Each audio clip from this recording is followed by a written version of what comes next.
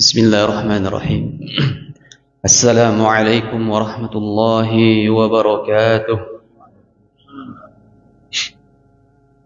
إن الحمد لله نحمده ونستعينه ونستغفره ونعوذ بالله من شرور أنفسنا وسيئات أعمالنا من يهده الله فلا مضل له ومن يضلل فلا هادي له أشهد أن لا إله إلا الله وحده لا شريك له وأشهد أن محمدا عبده ورسوله لا نبي بعد أما بعد معاشر المسلمين dan muslimat yang dirahmati Allah Subhanahu wa taala, kembali kita bersyukur kepada Allah Subhanahu wa taala atas segala limpahan rahmat dan karunia yang Allah berikan kepada kita semua, terutama nikmat keimanan dan keislaman yang Allah berikan kepada kita semua, ataupun nikmat hidayah yang Allah tanamkan di dalam hati kita.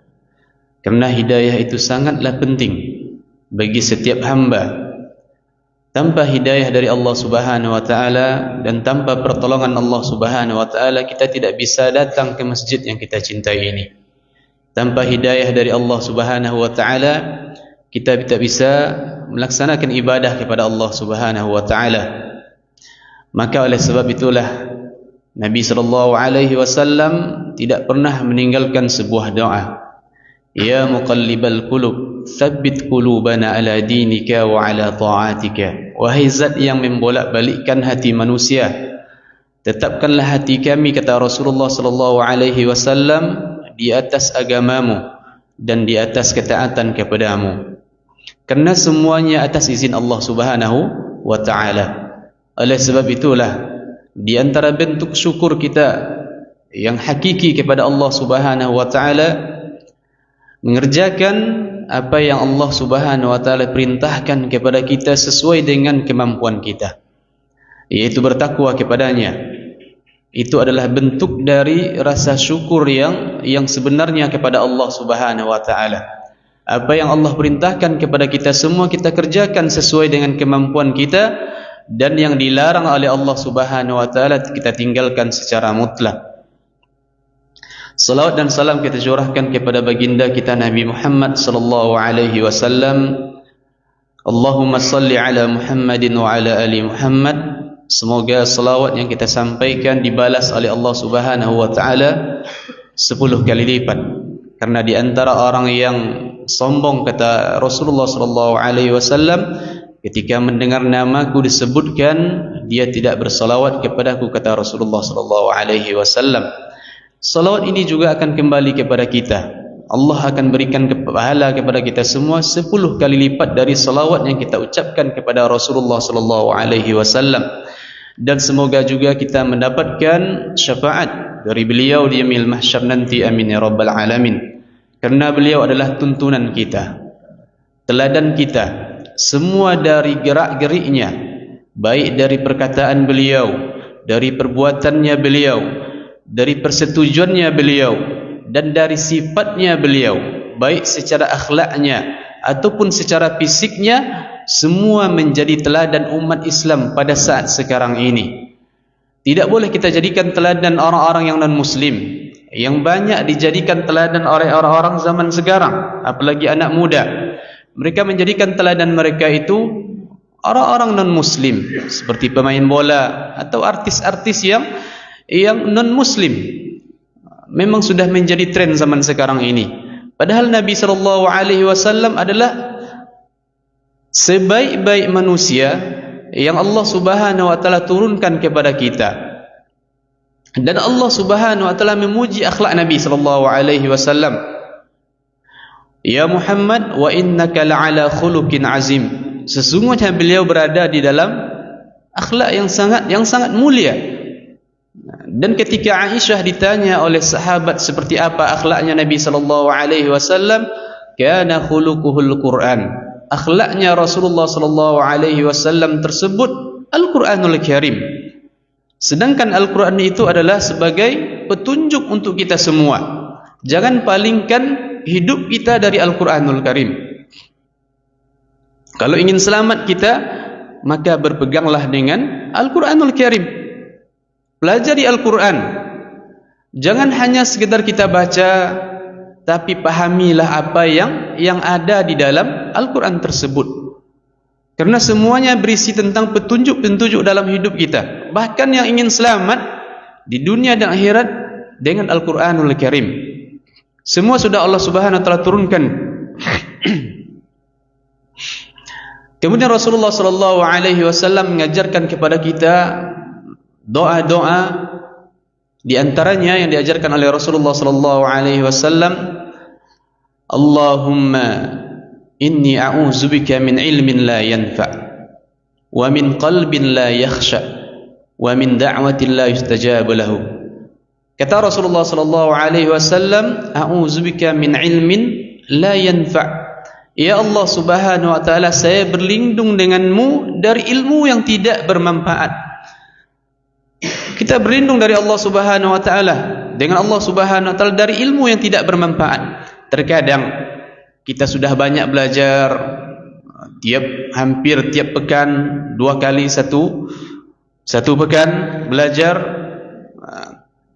tapi sudah banyak yang disampaikan kepada kita, tapi masih banyak di antara ilmu-ilmu yang disampaikan tadi yang tidak kita amalkan.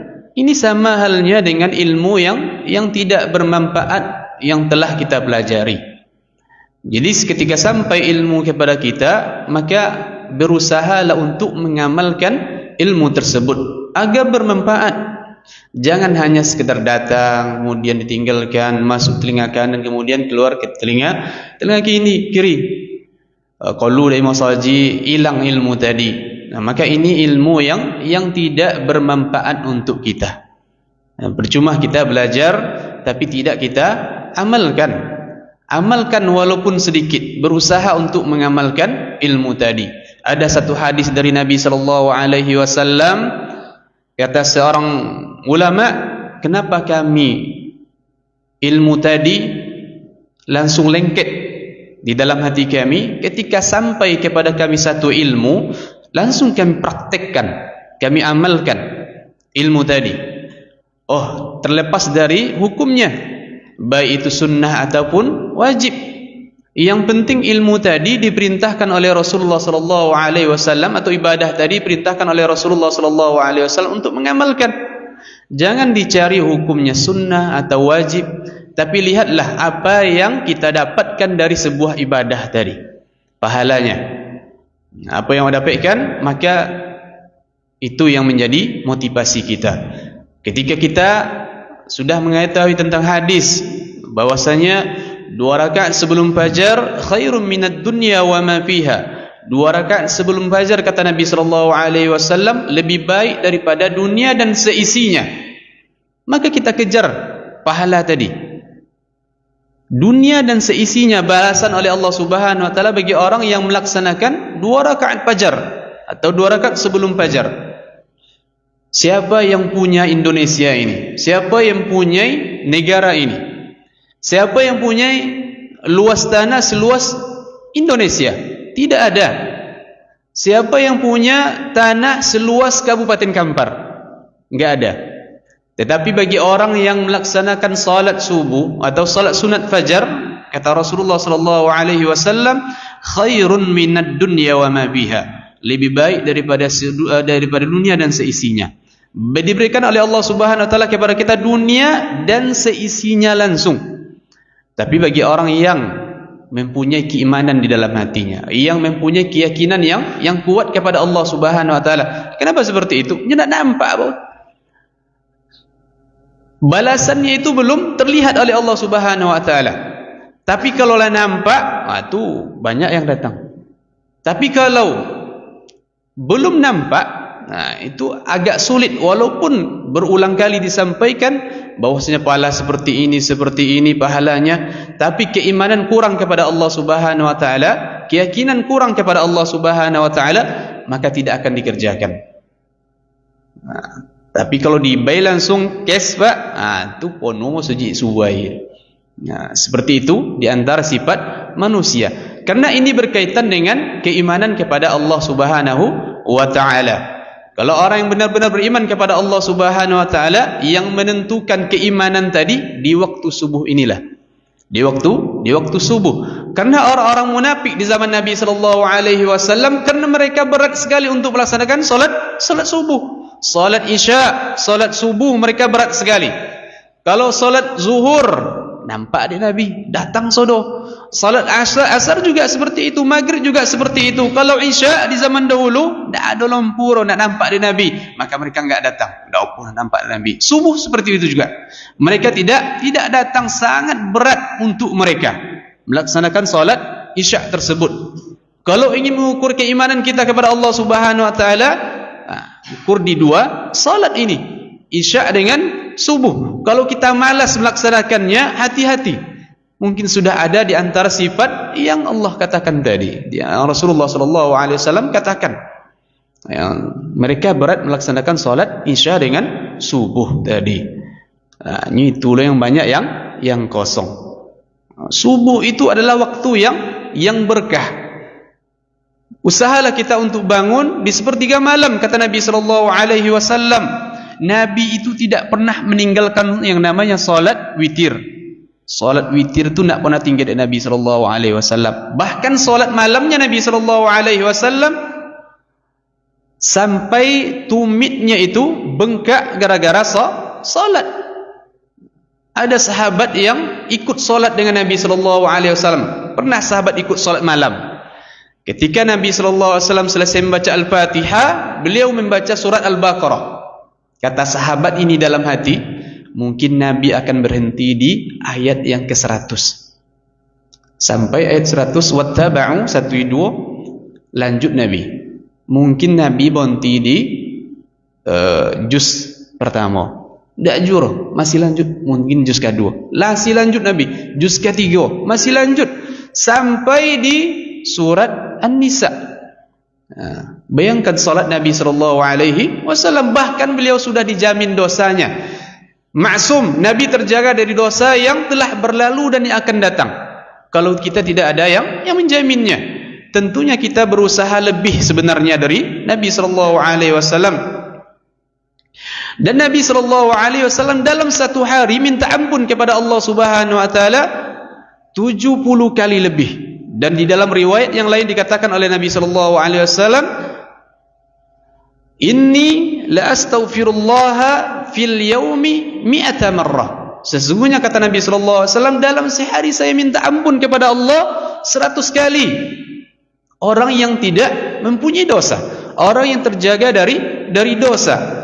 Mungkin kita setelah bangun dari tidur sudah melakukan dosa, mungkin sebagian dari kita. Tapi terkadang kita tidak menyadari itu semua. Sesungguhnya kata Nabi sallallahu alaihi wasallam, kita ini, anak Adam ini, tempat salah dan dosa. Semua kita bersalah. Semua kita berdosa. Lalu bagaimana caranya? Setiap hari kita minta ampun kepada Allah Subhanahu wa taala, memperbaharui setiap hari taubat kita kepada Allah Subhanahu wa taala. Abu Hurairah ketika akan meninggal ditanya oleh sahabatnya, beliau nangis. Ketika dia sudah sakit-sakitan, dia nangis. Kenapa engkau nangis wahai Abu Hurairah? Saya menangis bukan takut karena kematian, tetapi saya takut apa yang akan terjadi setelah kematian tersebut.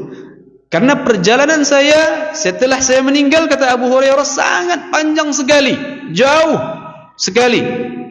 Di awal mulai kematian, itulah awal kehidupan kita. Itulah awalnya untuk manusia. Di alam barzahnya, disitulah awal permulaan kehidupan kita yang hakiki.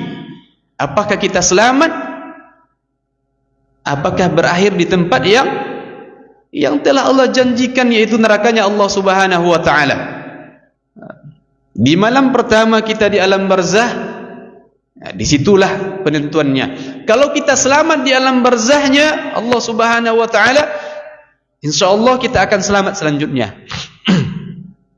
Tapi kalau kita sudah tidak selamat di alam barzahnya, ketika ditanya oleh para malaikatnya Allah Subhanahu wa taala, kita tidak bisa menjawabnya, ma rabbuka, ma nabiyuka, ma kitabuka. Kita diam saja. Ketika itu yang menjawab bukan lidah kita, tapi amalan kita kepada Allah Subhanahu wa taala. bagaimana Rasulullah sallallahu alaihi wasallam menggambarkan proses kematian. Jumat petang kali diceritakan tentang kematian. Proses kematian bagi orang-orang yang beriman, kata Rasulullah sallallahu alaihi wasallam, datang malaikatul maut, yang datang malaikat maut bagi orang beriman, dan datang malaikat rahmah. Malaikat rahmat membawa kain kapan dari surga. Orang beriman dicabut nyawanya oleh Allah Subhanahu wa taala seperti menuangkan air ke dalam gelas. Mudah sekali ruh orang beriman tadi keluar dari jasadnya. Ya ayyatuhan nafsul mutma'innah, irji'i ila rabbiki radiyatan mardiyah. Wahai jiwa yang tenang, kata Allah Subhanahu wa taala, kembalilah ke pangkuan Rabbmu dengan penuh keridhaan dari Allah Subhanahu wa taala. Keluarlah ruh tadi dengan tenang, lembut sekali, dicabut oleh malaikat maut. Ketika itu ruh tadi diambil oleh malaikat rahmat, dipakaikan kain kapan dari surga.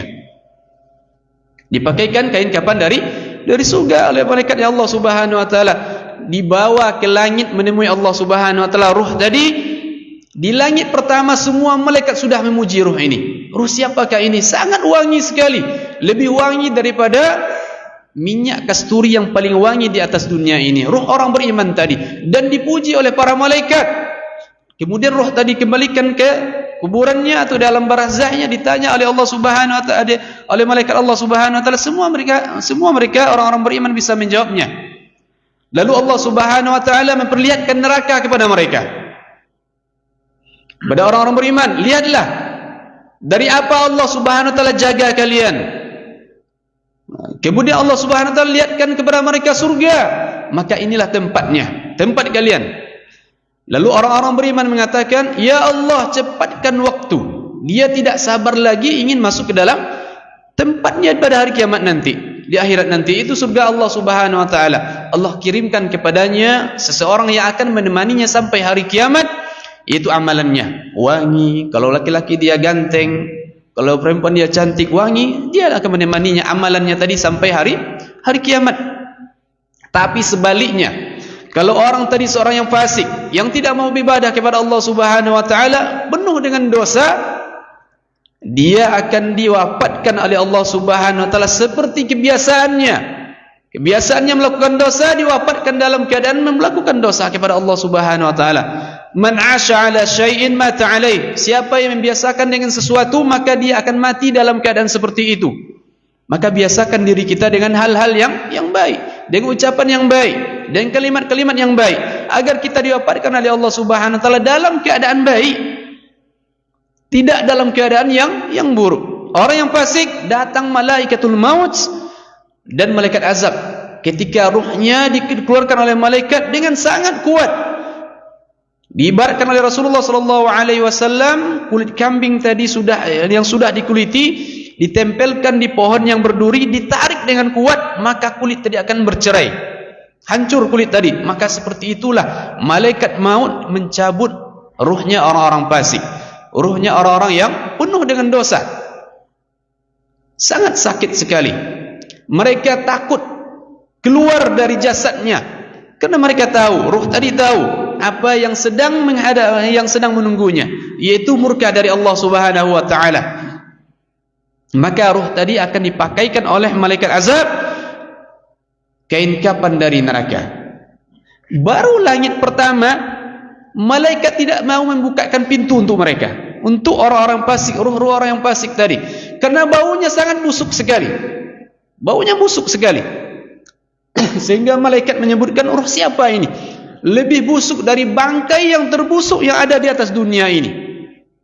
Bayangkan, ruh orang-orang yang penuh dengan dosa dikembalikan ke alam barzahnya, dia tidak bisa menjawab satu pun pertanyaan dari malaikat. Dia hanya diam saja. Lalu Allah Subhanahu wa taala melihatkan surga kepada mereka. Lihat, tempatmu sebenarnya ini, tetapi karena amalanmu tidak ada, penuh dengan dosa, maka tempatmu adalah ini. Malaikat telah menunjukkan neraka Allah Subhanahu wa taala kepada mereka, orang-orang yang melakukan dosa di atas dunia ini. Lalu kata mereka, ya Allah, lambatkan waktu, jangan sampai terjadi hari kiamat. Takut dengan neraka Allah Subhanahu wa taala. Yang kemarin disebutkan dalamnya jurang neraka itu 70 tahun kalau dijatuhkan batu. Hadis sahih dari Nabi sallallahu alaihi wasallam. Bayangkan 70 tahun baru sampai ke dasarnya. Sangat dalam sekali neraka Allah Subhanahu wa taala. Dan tidak sebanding dengan api yang ada di atas dunia ini. Kalau kita terbesik untuk melakukan dosa, ada korek api bakar jari kita. Kalau sanggup silakan lakukan dosa, tapi kalau enggak sanggup jangan lakukan perbuatan dosa kepada Allah Subhanahu wa taala. Allah azab orang-orang yang dalam barzah tadi, dalam kuburan tadi, orang fasik tadi sampai hari kiamat. Kalau tidak ada anak solehnya mendoakan, tidak ada amal jariyahnya, tidak ada sedekah jariyahnya, tidak ada ilmu yang bermanfaat yang ia ajarkan selama dia hidup di atas dunia ini, maka lakukanlah hal-hal yang baik yang bisa menolong kita ketika kita sudah tiada nanti. Apa yang bisa kita lakukan? Lakukan perbuatan baik tadi. Oh, kita ada kelebihan dari harta, sedekahkan di jalan Allah Subhanahu wa taala. Mungkin itu yang bisa nantinya menolong kita pada hari kiamat atau setelah kita meninggal. Apa yang kita punya, anak yang soleh kita ajarkan, didik mereka dengan pendidikan agama. Utamakan pendidikan agama daripada pendidikan dunia, karena agamalah yang bisa menyelamatkan kita. Atau ilmu yang kita telah kita pelajari, ajarkan kepada orang lain. Ilmu yang benar yang kita pelajari, Al-Quran, kita ajarkan kepada orang lain. Khairukum man ta'allama al-Quran wa 'allamahu. Sebaik-baik kalian, kata Nabi sallallahu alaihi wasallam, orang yang belajar Al-Quran dan mengajarkannya. Ajarkan Al-Quran kepada orang lain atau ilmu-ilmu agama yang lainnya. Kalau orang tadi mengamalkan, orang tadi dapat hidayah gara-gara kita, besar pahalanya. Itu akan menjadi ilmu yuntafa'u bihi, ilmu yang bermanfaat baginya. Kita tidak tahu kapan ajal itu datang. Yang besar, yang kecil, yang tua, yang sakit-sakitan, yang sehat, semua pasti akan menemuinya. Terkadang ada yang sudah sakit lama, belum juga datang ajalnya. Ada yang sehat-sehat saja, tiba-tiba meninggal. Tiba-tiba meninggal. Karena sakit itu tidak ada hubungannya dengan kematian. Sakit itu tidak ada hubungannya dengan kematian. Bukan sakit menyebabkan kematian, tapi datangnya ajal dari Allah Subhanahu wa taala. Setiap kita sudah dituliskan oleh Allah Subhanahu wa taala ajalnya, takdirnya 50.000 tahun sebelum alam semesta ini diciptakan oleh Allah Subhanahu wa taala. Ulun diciptakan alam semesta itu Pak 50.000 tahun, Allah ditulis semuanya oleh Allah Subhanahu wa taala, takdir semua makhluknya. Maka berusahalah untuk melakukan hal-hal yang baik. Semoga takdir kita itu dituliskan oleh Allah Subhanahu wa taala dengan hal-hal yang baik. Jadi tidak tahu kapan ajal itu datang. Nabi sallallahu alaihi wasallam selalu berwasiat kepada para sahabatnya, dan para sahabat Nabi sallallahu alaihi wasallam selalu meminta wasiat kepada Nabi sallallahu alaihi wasallam. Ada seorang sahabat yang mengatakan kepada Nabi sallallahu alaihi wasallam, "Qulli fil Islam qawlan." Katakanlah ya Rasulullah kepadaku tentang agama Islam ini dengan perkataan yang singkat, qaulan. Kata Nabi sallallahu alaihi wasallam, "Amantu billah tsumma istaqim." Beriman kepada Allah Subhanahu wa taala, kemudian istiqamah di atas jalannya Allah Subhanahu wa taala. Beriman kepada Allah sudah mencakup semua tentang agama kita, agama Islam. Beriman kepada Allah semua sudah mencakup. Karena kata-kata Nabi itu walaupun singkat, penuh dengan makna. Kemudian istiqamah di atas jalannya Allah Subhanahu wa taala. Istiqamah inilah yang paling sulit. Karena banyak godaan yang datang kepada kita. Tapi selalulah berusaha untuk istiqamah di atas jalan Allah Subhanahu wa taala. Hari ini terkadang kita rajin ibadah, besok pagi mulai timbul rasa malas, besoknya lagi malas.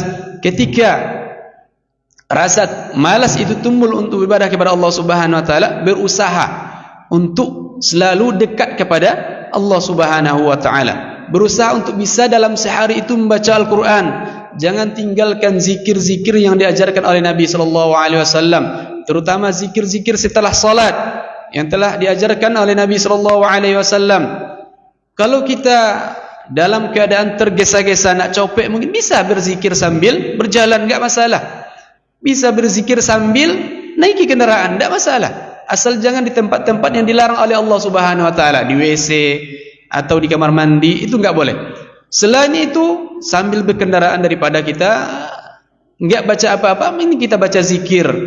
Banyak zikir-zikir yang diajarkan oleh Rasulullah sallallahu alaihi wasallam kepada kita semua. Baca Al-Quran, dimanapun kita bisa baca Al-Quran. Sambil duduk kita baca Al-Quran. Intinya tidak ada waktu kita itu kosong kecuali mendapatkan pahala dari Allah Subhanahu wa taala. Atau ucapkan subhanallah wa bihamdihi la ilaha illallah. Walaupun kalimatnya singkat, tapi kata Nabi sallallahu alaihi wasallam, kalimat la ilaha illallah itu kalimat yang ringan, tapi akan memberatkan timbangan kita pada hari kiamat nanti. La ilaha illallah, subhanallah wa bihamdihi, sangat mudah sekali. Nah, semua waktu kita terisi dengan hal-hal yang bermanfaat. Jadi tidak ada peluang syaitan untuk masuk ke dalam pikiran kita, untuk masuk ke dalam hati kita agar kita tidak beribadah kepada Allah Subhanahu wa taala. Semuanya terpakai untuk beribadah kepada Allah Subhanahu wa taala. Nah, jadi ada hal-hal yang bermanfaat di dalam hidup kita ini, walaupun kita lagi dalam keadaan kosong, sambil duduk-duduk. Maka hindarilah hal-hal yang mendorong kita melakukan perbuatan dosa. Duduk di warung, duduk di kedai. Kalau duduk di kedai, itu banyak menghibah atau hal yang lainnya. Maka hindari hal-hal yang seperti ini. Apalagi membicarakan aib saudara kita. Membicarakan saudara kita walaupun benar adanya, tetap berdosa. Walaupun benar adanya, itulah aib. Tetap kita mendapatkan dosa dari Allah Subhanahu wa taala. Sama memakan bangkai saudara kita. Apakah kalian mau memakan bangkai saudara kalian, kata Allah Subhanahu wa taala? Maka kita tidak akan mau. Kita akan benci dengan hal itu. Maka hindari hal-hal yang mendorong hati kita untuk berbuat dosa kepada Allah Subhanahu wa taala. Jangan sampai waktu kosong itu diberikan untuk hal-hal yang tidak bermanfaat di jalan Allah Subhanahu wa taala. Jadi ini yang menjadi kajian kita di subuh hari ini. Jadi intinya, berusahalah untuk melakukan kebaikan, kemudian istiqamah di atas kebaikan tadi. Lakukan amalan-amalan sunnah untuk mendekatkan diri kepada Allah Subhanahu wa taala. Kalau amalan wajib tadi adalah kewajiban kita kepada Allah. Kalau amalan sunnah itulah untuk mendekatkan diri kita kepada Allah Subhanahu wa taala. Banyak di antaranya salat nafilah, rawatib, sama. Laksanakan. Atau salat sunat yang lainnya, salat duha, salat tahajud. Salat yang paling afdal setelah salat 5 waktu adalah salat malam, di sepertiga malam. Puasa yang paling afdal setelah puasa Ramadan adalah puasa Nabi Daud. Tidak bisa puasa Nabi Daud, puasa Senin Kamis. Enggak juga bisa 3 hari di dalam 1 bulan, Ayyamul Bid. Tidak bisa juga puasa Ramadan jalan nanti. Tidak juga bisa, wallahu a'lam. Wallahu a'lam. Mungkin mereka tidak akan mengerjakan perintah dari Allah Subhanahu wa taala. Mungkin hati mereka sudah ditutup oleh Allah Subhanahu wa taala. Istiqamah di atas jalan Allah itu sangat sulit sekali. Untuk agar hati kita selalu istiqamah di atas jalan Allah Subhanahu wa taala,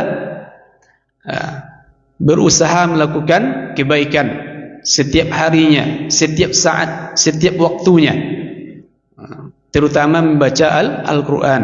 Jangan pernah lalai kita dari Al-Quranul Karim, karena Al-Quran adalah petunjuk bagi umat Islam. Hadza wallahu a'lam. Kita tutup dengan membacakan subhanakallahumma wa bihamdika asyhadu an la ilaha illa anta astaghfiruka wa atubu ilaik. Assalamualaikum warahmatullahi wabarakatuh.